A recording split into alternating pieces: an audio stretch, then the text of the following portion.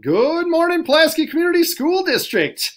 Pam Engel, Tom Kraus, coming from the district office, giving you a welcome to the 2017-2018 school year. Pam, how you doing? I'm doing great, and I hope everyone out there in our little land of presentations is doing great as well.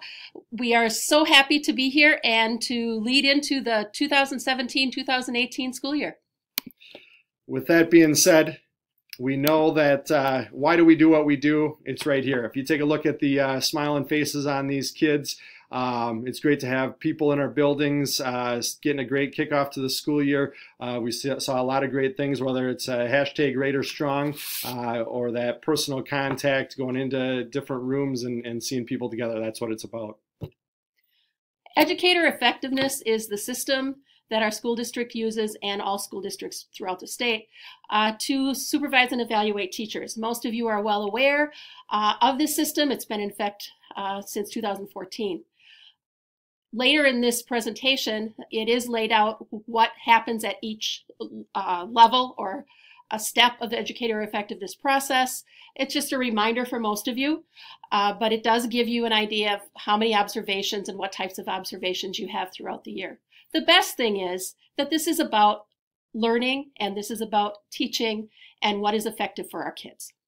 Awesome. Thanks, Pam. A couple other things. This presentation is not to rehash the different forms and PowerPoints that'll be coming along with this, but instead it's also to give some updates. So one of the things that we've been getting a lot of feedback or questions about is what is coming from the state. Currently, we're taking a look at life licenses. What does that mean? We don't know. We don't know a timeline on that. Also, people that are up for licensure, there's been some questions out there about educator effectiveness. Can that be hooked as part of my licensing?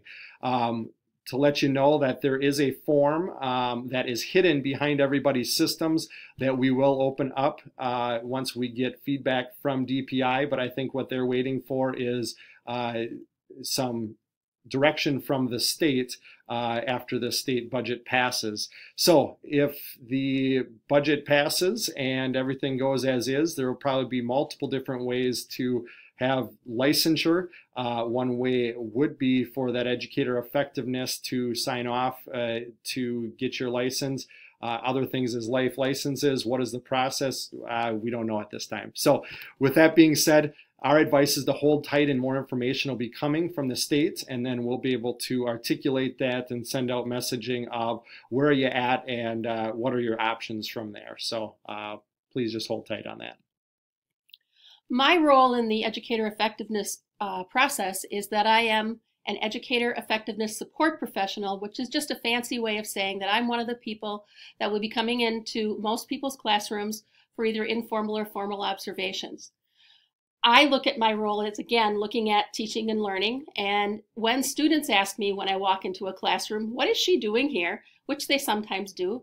That is exactly what I tell them. I'm there to see all the great things that are happening in classrooms. And I see a lot of great things. I am a very lucky person because I get to be in all the levels of classrooms we have in this school district. And there are great things happening.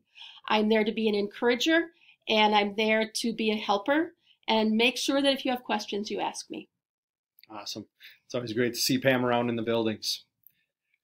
Also, something new this year is with our admin are going to be piloting a rapid cycle feedback model. And what this is people that are on the continuing teacher or continuing specialist 2, this will be an option. Administrators are going to try it with at least one person this year that again are on the continuing teacher or continuing specialist 2. With that being said, if you take a look at observations and specifically the formal observations, this would be a school of 30 teachers. There would be roughly 27,000 lessons a year within that school. Wow, that's just crazy. With that, if you take a look at each one of these boxes here represents a teacher. And basically a scoring rubric that would show, effective and stuff like that. If we come in during one day for a formal observation, what does that look like out of the 900 lessons that you're teaching in a year? Instead, how can we give pertinent feedback in an ongoing conversation about, okay, what can we focus on? What do we want to take a look at? There will be some forms. Instead of doing that formal observation, it'll be that pre-meeting or pre-conference and talking about, hey, this is what I'd like to focus on. I want to take a look at how does my assessment, how does my formative assessment affect learning within my classroom? Throughout that year, you and your administrator can then focus on that and take a look at how can we get better at that craft.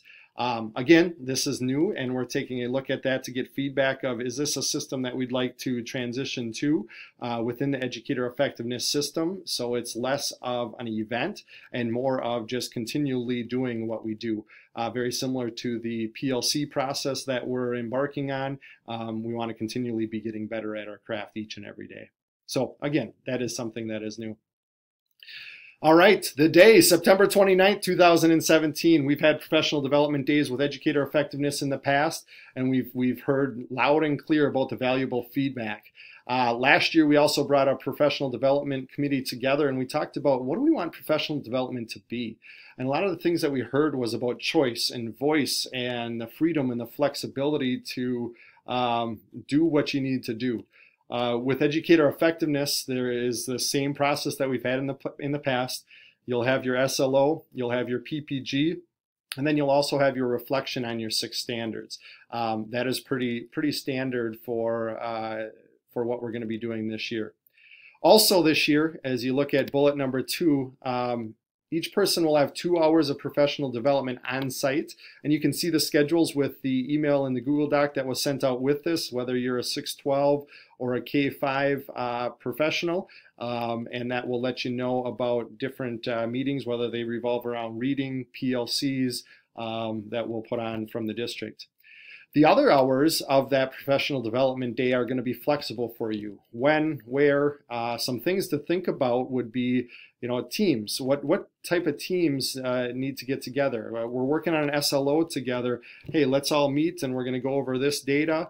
So what data do you need? And then the PLC process, where are you at within the PLC process? If you're in the 612 realm, you might be in a different spot than the K5, but we're all going through that together. We might just be in different spots. Questions that might arise might be, do you have any questions, Pam, on this that you brought up before? Well, just where do we meet? Do we meet in our classrooms? Do we meet somewhere else?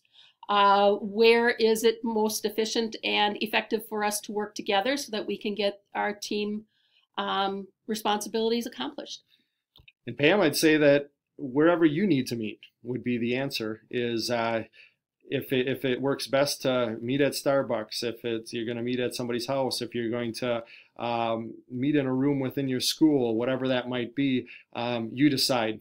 We all work different, just like our kids work different. So you figure out what does that mean. The work needs to be done, and the work's going to get done. We're all professionals here. So you have a lot of flexibility during that 29th about where and when you meet for that. The only requirement is that you're here for that 2 hours of professional development on site. Again, whether that's that reading, that PLC, other things with the specialists. But again, you can take a look at that document that was sent out with this video. So the most important thing, I guess, is then that we work as a team and we collaborate and we get our tasks accomplished. Awesome. All for the sake of learning and sake of kids. So that's great. As we go through this is educator effectiveness should not just be a product, but it should also be a process. So as we take a look at this, they've evolved over the years, and it's really a process of continual learning. And as we go through this, you should continue to get better at your craft, whatever that might be. The effectiveness timeline and events here are very similar to the past. And also the observations and the meetings are similar to the past, with the one change of the rapid cycle feedback process if you are a CT2. Again, your administrators will have more feedback on that, and they may ask if you'd like to help to pilot that process. The directions for that time that's flexible: complete your SLO, complete your self-assessment. Again, you don't have to write a novel. You just have to give a fair assessment of where you think you're at within each one of those 6 standards. And then also your professional practice goal. One of the things that we get questions on with the PPG is, okay, how does that hook with student learning? really that PPG is what will you do and how will you grow. So make sure that you're at the center of whatever that goal is. If that means that you want to hook it to the PLC process and learn more about the PLC process so you can work more efficiently with teams or give feedback to your students, whatever that might be, that your learning would be part of that PLC process to then be able to infuse what you learn there into being more efficient or picking up different tools of the trade as you go forward. After you have your professional goal setting plan, make sure to submit that form, and that will go to your administrator for those next steps within the educator effectiveness process. If you have any other questions, this year's epics are the same as last year, so please let them know. Also during the 29th, administrators will be in their buildings or they'll let you know where they're going to be at.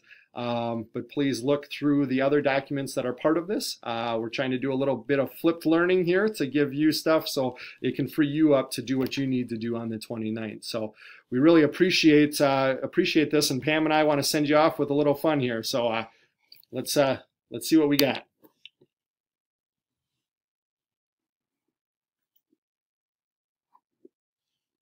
I can see. All right. Hey, make it Raider Strong Day. Go Pulaski. Pulaski's Raider Strong. Have a great day.